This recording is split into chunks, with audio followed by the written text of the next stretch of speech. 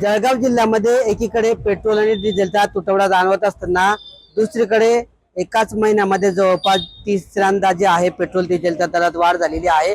आपण जळगाव शहराचा जर विचार केला तर जळगाव शहरामध्ये जे आहे पेट्रोलच्या किमतीमध्ये जे आहे 90 पैशांनी वाढ झालेली आहे, तर डिझेलच्या किमतीमध्ये जे आहे 94 पैशांनी वाढ झालेली आहे। आपण जर या ठिकाणी बघतो आहे तर पेट्रोलचे प्रति लिटर दर हे 110 रुपये 44 पैसे एवढे झालेले आहेत, तर डिझेलचे दर जे आहेत 97 रुपये 1 पैसा झालेला आहे। आतापर्यंतचा जर विचार केला तर आतापर्यंत जे आहे जळगाव जिल्ह्यामध्ये जे आहे पेट्रोलच्या दरामध्ये जे आहे 4 रुपये 94 पैशांपर्यंत वाढ झालेली आहे, तर दुसरीकडे डिझेलच्या दरामध्ये जवळपास 4 रुपये 99 पैशांपर्यंत वाढ झालेली आहे।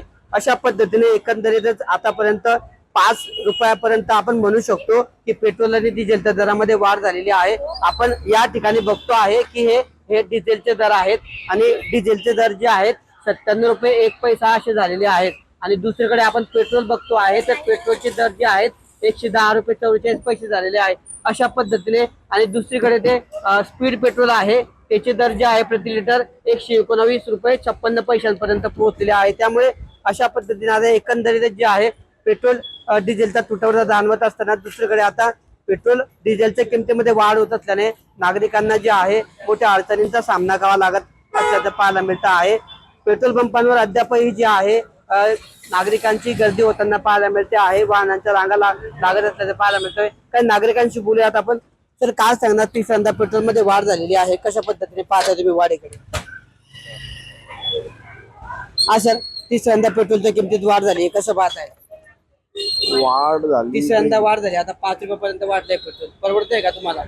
आता कामासाठी तर परवडावं लागेल ना ते। शाळा सुरू झाल्या नाही अजूनपर्यंत, शाळा सुरू झाल्या तर अजून त्रास होईल ते। परत अजून पेट्रोल मिळत नाही, काही तो त्रास होतो। हा, ते तर त्रास भरपूर आहे।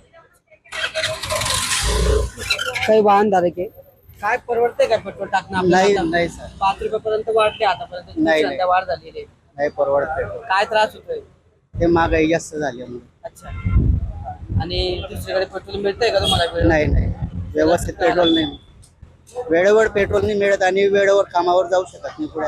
अच्छा, त्रास होतोय मग? हो परत भाव वाढले, हो, भाव महागाई परवडत नाही। हो। तर अशा पद्धतीने या वाहन चालकांच्या या ठिकाणी प्रतिक्रिया आहेत। काही वाहन चालक आहेत, त्यांच्याशी बोलून काय सांगशील दादा? पेट्रोल वाढलंय परत? वाढलंय का?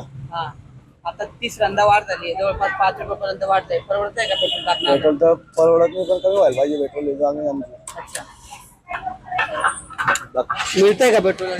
पेट्रोल मिळते आता, कालपासून मिळायला लागले। तर एकीकडे महागाई वाढलेली आहे, दुसरीकडे जे आहे पेट्रोल आणि डिझेलच्या किमतीमध्ये वाढ झालेली आहे, त्यामुळे कुठेतरी आता वाहनधारकांना जे आहे पेट्रोल डिझेलची शोधाशोध करण्याबरोबरच आता महागाईचा देखील या ठिकाणी सामना करावा लागत असल्याने अडचणींमध्ये वाढ झालेली आहे। काही ठिकाणी जळगावमध्ये जे आहे पेट्रोलचा साठा शिल्लक आहे, मात्र काही ठिकाणी जे आहे डिझेलचा साठा अद्यापही शिल्लक नसल्याचं पाहायला मिळत असून डिझेलची टंचाई जी आहे जळगाव जिल्ह्यामध्ये कायम आहे। त्यामुळे आता दरवाढी बरोबरच डिझेलची टंचाईचा देखील नागरिकांना या ठिकाणी, त्याबरोबरच शेतकऱ्यांना देखील सामना करावा लागत असल्याचं पाहायला मिळत आहे। किशोर पाटील, TV9 मराठी, जळगाव।